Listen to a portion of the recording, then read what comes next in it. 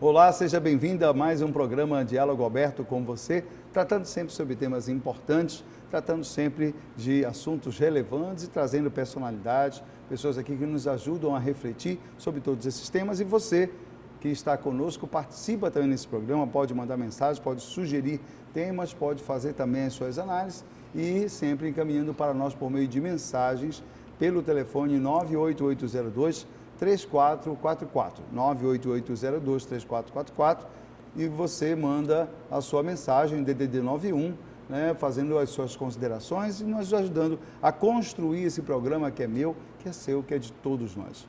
E hoje no programa Diálogo Aberto dessa semana, nós vamos falar justamente sobre saúde. Você já teve um súbito mal-estar após as refeições? Uma sensação de dor intensa, fome intensa, tontura, suor frio, são sintomas que podem ser sinais de hipoglicemia reativa, caracterizada por quadros recorrentes de baixa taxa de açúcar no sangue. E é esse o nosso tema que nós vamos falar hoje, e para isso nós convidamos então aqui conosco a nutricionista Keila Sullivan, ela que é vice-presidente do Conselho Regional de Nutrição. E vai trazer para nós, melhor dizendo, Conselho Regional de Nutricionistas, e que traz para nós, então, essas informações e essas dicas importantes, por isso você pode nos acompanhar. Seja bem-vinda, Keila, aqui conosco. Muito para obrigada. falar sobre esse tema tão importante. Muito importante, realmente. Keila, para começo de conversa, o que é a hipoglicemia reativa? Tem diferença na questão da hipoglicemia, do diabetes? Como é que a gente pode entender dentro desse conceito? Olha, a hipoglicemia reativa, ela entrou na minha vida, não sou hipoglicêmica, tá? Em 2019, quando eu tive uma paciente, uma senhora de 74 anos, que a vida inteira ela tinha tido esse problema e ninguém sabia como tratar. E quando ela chegou, eu, como sempre trabalhei com diabético, eu falei, nossa, vou tirar de letra esse tratamento. E aí foi quando eu descobri que eu não sabia absolutamente nada da hipoglicemia reativa. Eu fui estudar muito, buscar informações, e a gente não encontra informações. E aí eu comecei a trabalhar com um grupo de pessoas que tinham hipoglicemia. E dali eu fui entendendo como que ela funciona. Então a hipoglicemia reativa, ela é diferente da hipoglicemia diabética, entendeu? Funciona de uma maneira totalmente oposta. O diabético, quando ele come glicose, açúcar, alimentos que são ricos em glicose, a glicemia tende a subir. Já do paciente de hipoglicemia reativa, é o contrário, ele come carboidrato, algumas horas depois a tendência da glicemia dele é cair. E aí isso me gerou muita curiosidade para entender o que acontecia com o organismo. E a queda, que ele me permita, é uma queda vertiginosa? Assim, a partir do momento que que começa todo um processo de digestão. Certo. A digestão do carboidrato, na verdade, começa logo na boca. A gente tem uma enzima que já vai fazendo essa quebra e termina lá no intestino. Então, quando esse carboidrato está totalmente quebrado, que vai para a corrente sanguínea, na verdade, o nosso cérebro ele já começa a mandar o pâncreas produzir insulina. E no paciente, tem o diabetes tipo 1 e tipo 2. Vamos falar do tipo 2, tá?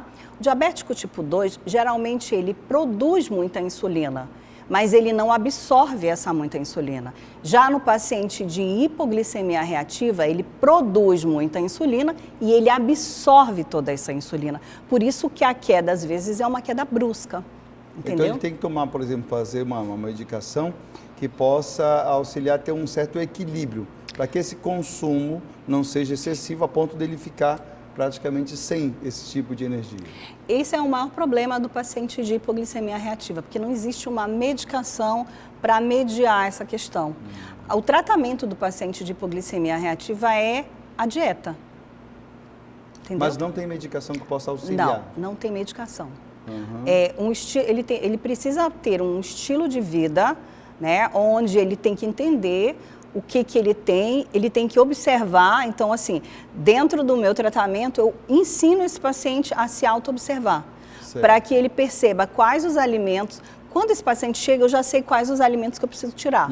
Então, a gente faz uma retirada de vários alimentos que podem fazer essa alteração glicêmica, certo. E depois a gente vai fazendo os testes para saber qual o alimento mais adequado para ele, porque cada paciente às vezes tem muita diferença de um alimento para um e para outro, funciona diferente, né? A gente é muito individualizado na questão alimentar, então por isso a gente precisa prestar atenção.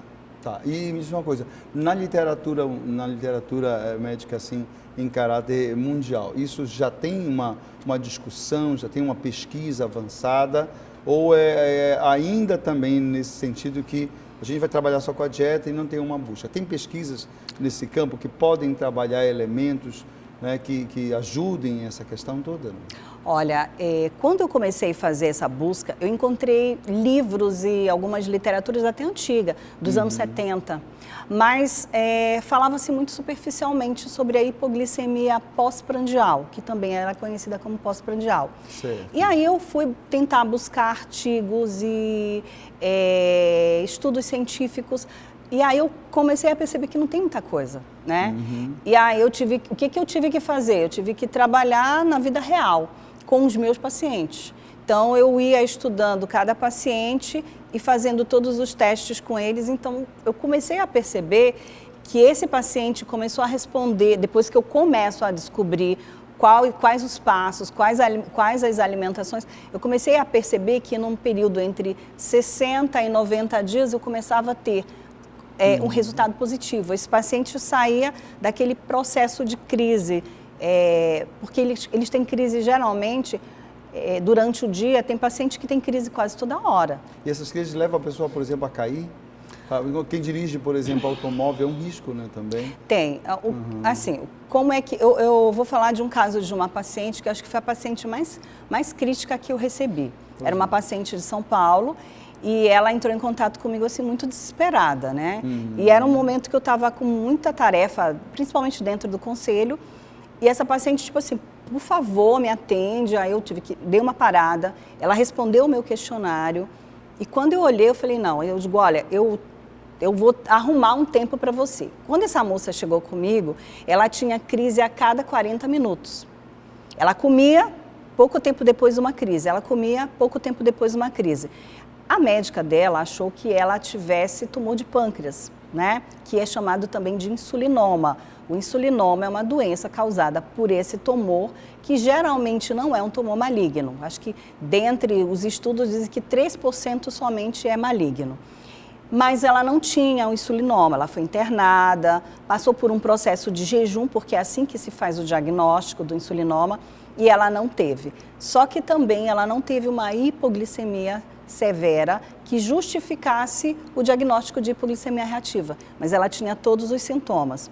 A partir daí a gente começou a trabalhar a dieta e mais ou menos uns 45 dias depois ela saiu da crise. Ou seja, ela passou a se alimentar, porque geralmente o paciente de hipoglicemia, ele chega a comer a cada 2 horas, porque ele passa mal.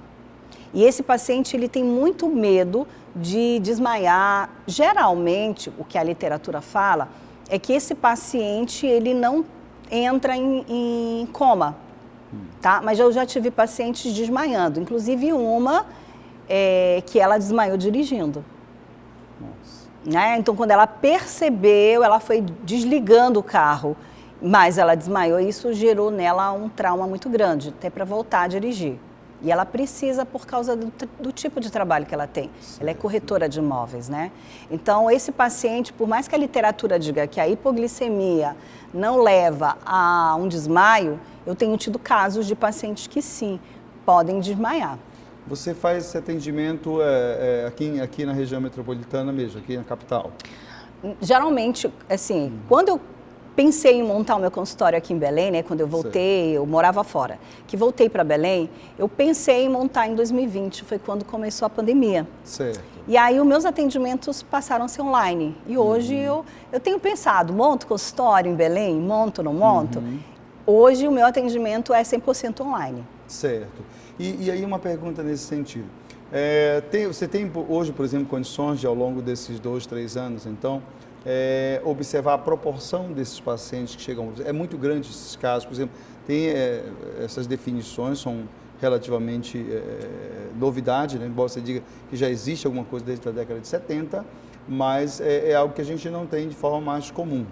Então, qual a proporção? É uma população significativa que tem isso aí? Qual a faixa etária que geralmente atinge? Então, olha, geralmente são mulheres, mas eu já tive casos de homens também, mas o número sempre é maior em mulheres, tá? Certo. O porquê tem eu tenho algumas hipóteses do Algumas porquê. questões ligadas à própria, por exemplo, a questão hormonal, pode ser? Pode ser. Né? Inclusive, mulheres que têm ovários policísticos são mulheres que podem ter tendência a desenvolver a hipoglicemia reativa. Certo.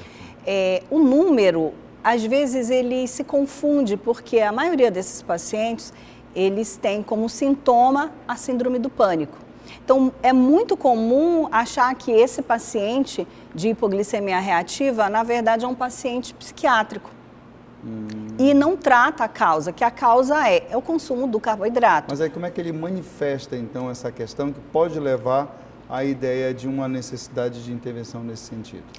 Às vezes, o próprio paciente, ele começa a perceber que quando ele come certos alimentos, ele passa mal. Então, ele associa as Ele situações. associa, mas aí ele vai ao médico, né? Às vezes até nutricionista, mas as pessoas não entendem, não conhecem. É um problema que não é tão novo, certo, mas é um problema que nem todo mundo... Não tem consistência em termos de literatura. Exatamente. E aí as pessoas não sabem como, o profissional não sabe como resolver. E ainda tem a questão do resultado dos exames, né, que você comentava ainda há Sim. pouco conosco, que é um exame normal, sem grandes alterações, dentro de um padrão que leva de forma... até inicialmente o médico dizer, você não tem nenhum problema. Exatamente. Geralmente, quais são os exames que... Hoje, por exemplo, eu tenho já um esquema de exames que eu solicito para o paciente de hipoglicemia. Certo. Mas sempre esse paciente está com a hemoglobina glicada normal, né? Às vezes menor que 5,5. Esse paciente já tem sempre um triglicerídeo, um colesterol dentro do normal. Glicemia? A glicemia dele está sempre abaixo ali dos 80, né? Tem uma glicemia muito boa de jejum. E aí o médico vai, pega, dá uma olhada nesses exames e olha, fala assim, não, você não tem nada. E a pessoa assim, morrendo, porque emocionalmente ela começa a ter problemas.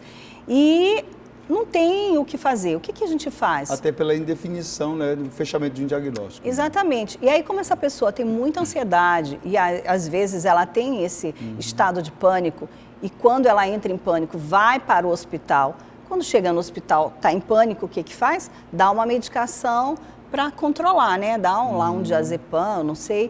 E aí isso realmente acalma.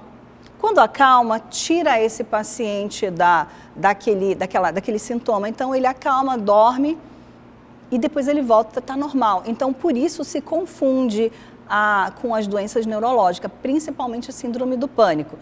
Aí a pergunta, que de repente alguém fala, mas aí o medicamento acalmou, a pessoa entrou nesse estado, a glicemia normaliza? Geralmente o paciente de hipoglicemia, ele tem essa tendência, porque quando a gente come carboidrato, os nossos músculos e o nosso fígado armazenam a glicose. Então no momento de uma hipoglicemia, a tendência é o organismo ir buscar onde tem. Perfeito. Entendeu? Isso acontece, por exemplo, com o tipo 2. O tipo 2, ele tem a reserva de glicose, ele faz alguma reserva fígado. Então, pacientes que acordam de madrugada, que têm uma hipoglicemia na madrugada e acorda de manhã com uma glicemia alta. O que aconteceu? Mas eu comi direito. Provavelmente fez essa hipoglicemia, que é chamada de hipoglicemia do alvorecer. O organismo vai em busca de glicose e ele acaba trazendo mais do que ele precisa. E aí o paciente acorda de manhã, está com uma glicemia lá de 200, 300, entendeu? E qual é a faixa etária que você geralmente tem atendido para esse tipo de diagnóstico? Olha, geralmente são mulheres entre 25 e 45 anos. Mães ou não? Mães e não mães. Ah, não tem esse não tem, alinhamento. não tem. Tá. Aí tem uma coisa interessante naquilo que a gente comentava há pouco, né? Uma abordagem nesse campo em que você já não tem uma literatura muito densa, em que você às vezes tem essa confusão em cima do próprio diagnóstico e que tem toda essa questão e essa carga emocional, Sim. a abordagem ela precisa ser além do fisiológico, né? Sim. Ela precisa ir além apenas da questão psicológica, né? Tem. A importância, neste caso, por exemplo, da questão da... Eu vou utilizar o termo que eu acho mais adequado, da fé nesse contexto de buscar, né, uma forma de tratar isso aí, quem sabe, não sei como é que é o processo, mas até, quem sabe, de uma cura, ou pelo menos de um controle nesse sentido. Olha, é uma das coisas que para mim, como eu falei para você no início também, né, eu trabalho com 3 pilares, o físico, o mental e o emocional. Lógico que eu não sou psicóloga, muitas vezes eu recomendo, eu já tive pacientes onde eu fiz parceria com psicólogos, porque aí o tratamento ele é mais direcionado, mas a questão de como conduzir porque eu também sou um ser humano, né? Sim. Então, como ser humano, eu sou mãe, então eu acabo percebendo algumas coisas. E aí às vezes eu tenho a consulta que a gente acaba conversando. E muitas vezes esse paciente, ele chega muito carente emocionalmente, justamente porque ele não tem esse apoio. E geralmente, como eu trabalho mais com mulheres, né, então essa paciente, ela chega para mim e ela não tem apoio da família, ninguém entende, acha que é manha, que quer chamar atenção, então essa carência toda... Tem uma toda... somatização. Somatização. Né? E aí eu trabalho essa questão mesmo de me aproximar, de acolher, e também eu trabalho muito a questão da fé. Então a gente conversa sobre o que acredita, eu respeito a religião de cada um, eu tenho a minha, mas eu respeito, porque eu acho que o que importa nesse caso é você acreditar. E eu já tive, sim, muitos pacientes com melhora significativa de sair da crise, aprender a comer, entender como funciona e sair daquele looping. Eu ainda não tive pacientes que foram curados, mas eu acredito muito no processo da cura, entendeu? Então, quando você aplica... coloca a tua fé em ação, acredita que aquilo ali vai acontecer, eu acredito que sim. Eu já ouvi casos de pessoas com hipoglicemia reativa que entraram num processo que, assim, dentro da medicina não chama de cura, né? Chama de remissão. Então, entraram no processo de remissão, que até voltaram a fazer alguma alimentação com muita cautela e que não tiveram crises. Então, é possível? Sim, é possível. Há muita resistência para esse tipo, porque você falou o seguinte, né, que a gente não tem como entrar com medicamento, ainda não há uma segurança nesse sentido, e talvez as referências não sejam necessariamente onde a gente possa apostar, mas envolve principalmente uma mudança comportamental, nessa questão de uma reeducação, muito nesse sentido. Como é que é a resistência dessa turma quando você propõe essa mudança? Ao longo do tempo eles conseguem fazer, há uma resistência, não quero, porque tem toda, principalmente aqui na capital, né, e no estado como um todo, nós temos essa questão da culinária como uma questão cultural também, né, e que está envolvido as nossas crenças e valores e tal. E como é que a gente trabalha isso aí, como é que você tem trabalhado e qual a resposta que esse público tem te dado? Olha, uma pergunta excelente. Esse público, ele é extremamente receptivo às mudanças, porque ele já está num estado tão desesperador que qualquer coisa que for proposto, ele vai fazer. Então, assim, 95% dos meus pacientes fazem. Eles acreditam, eles se colocam no tratamento e eles conseguem ter... Assim, eu consigo fazer com que ele compreenda, porque assim, eu tento explicar, tento fazer esse paciente compreender qual é o problema e aonde a gente vai trabalhar. Então, eu acho que para você confiar em mim, para você fazer o que eu quero que você faça, é necessário que eu te explique o passo a passo, o porquê que a gente vai agir dessa forma. Você tem que criar um laço de confiança. Exatamente. Né? E eu tive pouquíssimos pacientes, pouquíssimos mesmo, que abandonaram. Eu tive, acho que um caso de uma paciente que abandonou o tratamento, mas existiam outras coisas por trás do problema dessa minha paciente, que ela não conseguiu. E assim, eu super respeito. Eu acho que cada um tem o seu momento, né?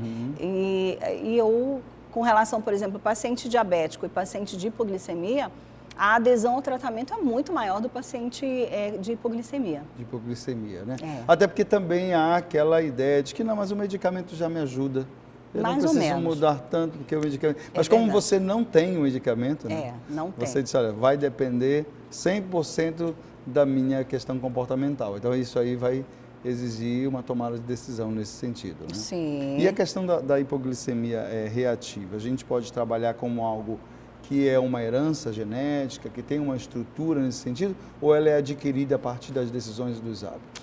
Olha, essa pergunta também é maravilhosa. Eu já tive casos de pacientes, porque eu procuro investigar lá na infância, Certo. tá? Porque tem muitas coisas que a gente traz da nossa infância, né? Principalmente nossas crenças, aquilo que a gente acredita, coisas que aconteceram no nosso passado. E tem uma coisa curiosa que eu comecei a perceber, que a maioria das minhas pacientes, tá?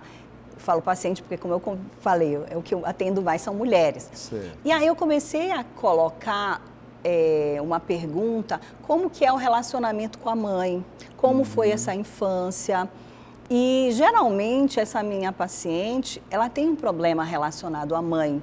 E lá na infância, muitas vezes, quando criança, essa paciente tinha desmaios, passava mal, mas só que, assim, tipo, era visto como uma situação... Forma de chamar a atenção também. Também, ou então assim, essa criança está mal nutrida, ou seja, não tinha esse olhar, até porque alguns anos atrás, se hoje a hipoglicemia reativa é uma novidade, imagina alguns anos atrás, nem se falava. Então, eu começo a perceber que esse paciente, essa história não começou imediatamente, tipo assim, hoje amanheceu com hipoglicemia e pronto. Não. Provavelmente, são pequenos passos que vieram exatamente, ao longo do tempo, veio. Né? E a relação com a mãe, eu ainda não sei explicar o porquê, tá? Mas tem um relacionamento com mãe, né? Tipo assim, mães que foram ou mães abusivas ou que foram o que abandonaram. Também não. Não são as É superprotetoras. mais as ausentes. É mais as ausentes. Okay. Aquela mãe que fala-se muito, né, a mãe narcisista, que olha muito para si. Então, essas crianças crescem, se tornam adultas e é como se fosse uma carência emocional de mãe. Tem uma linha, né, que fala justamente sobre isso. Então, o açúcar, né, quando a gente fala do açúcar, a gente fala realmente da doçura, da ternura. Exato. Né, que talvez, em algum momento da vida, ou até de forma assim, recorrente, faltou esse aconchego, né? Foi interessante você falar sobre isso, porque eu conheci uma terapeuta, a Karen, que a gente até fez uma live falando sobre isso, né? Certo. Entre o diabetes e a hipoglicemia. Ela fala que o diabético tem doce demais, o hipoglicêmico tem doce de menos. E é uma coisa que eu digo, gente, olha, isso fez sentido para mim. Tem a ver, as pessoas falam também quem tem problemas relativos à questão da digestão, tem muito um problema de resiliência, né? Isso. Porque não consegue digerir os problemas, não consegue Isso. e acaba assimilando de uma forma ruim, né? E não consegue metabolizar, não consegue transformar isso e acaba projetando, né, no físico aquilo que na cabeça está precisando. Aí você começa a perceber que essas questões emocionais tem a ver tudo, com... né? Por isso que não dá para separar o que aquela pessoa acredita, o que ela tem ali dentro, às vezes ela nem sabe. E aí essas relações levam a doenças físicas, que também acabam mexendo com o espiritual. Nós somos uma unidade, né, em todos os aspectos. Keila, você tem um Instagram, né? Sim, que quem quiser seguir pode acompanhar também. É o @nutricionista Keila S. Keilas, né? Eu boto Keilas, Keila né? com 2 L's, né? Isso. Que é justamente o pessoal pode seguir. Você também se considera uma influencer nutricional? Não? Olha, eu estou começando a caminhar. Na verdade, o interessante é que eu entrei no conselho porque eu queria que as pessoas entendessem que o profissional ele precisa estar nas redes sociais para mostrar o seu conhecimento, né? Da maneira correta, porque hoje tem muita gente falando sobre nutrição, mas não sabe nutrição. E não consegue, talvez, perceber, eu acho que esse é o grande ganho, embora eu já esteja aqui no final da nossa entrevista, uma pena, mas eu acho que é muito interessante, porque esse tripé que você coloca, essa base, né, de entender o ser humano em todos os seus aspectos, biopsico, socioespiritual, né, que faz essa abordagem mais rica, e que permite justamente ajudá-lo muito mais do que apenas prescrever algo e esperar um comportamento adequado, né? Sim. Mas é uma tomada de decisão que envolve isso aí, né? Eu sempre digo que eu não sou nutricionista só de dieta, né? Porque quando você vai num nutricionista, você imagina que você vai receber lá o seu cardápio e é só isso.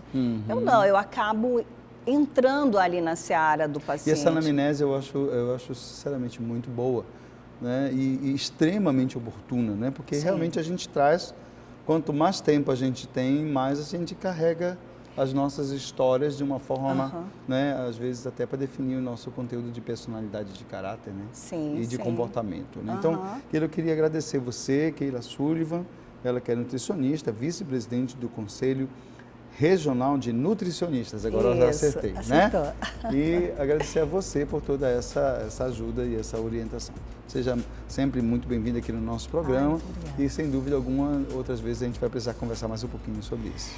E eu que agradeço pelo convite de vocês, me coloco à disposição e se alguém quiser saber mais sobre isso, pode me perguntar, entra lá no Instagram, manda mensagem, lá também tem o meu WhatsApp, né, lá na bio. E, assim, é um assunto, eu sou uma apaixonada por nutrição, então, assim, é muito difícil, quando tem o assunto é voltado para a nutrição, é algo que me faz brilhar os olhos, né? Isso é fantástico. E esse tema, que como é um tema que não se fala muito, para mim, assim, é muito bom falar sobre isso. E eu acho que orientar as pessoas da maneira correta é o ideal. Ok, Keila, muito obrigado mais uma vez e agradecemos a você também que nos acompanha. Vamos a um rápido intervalo, daqui a pouco a gente volta.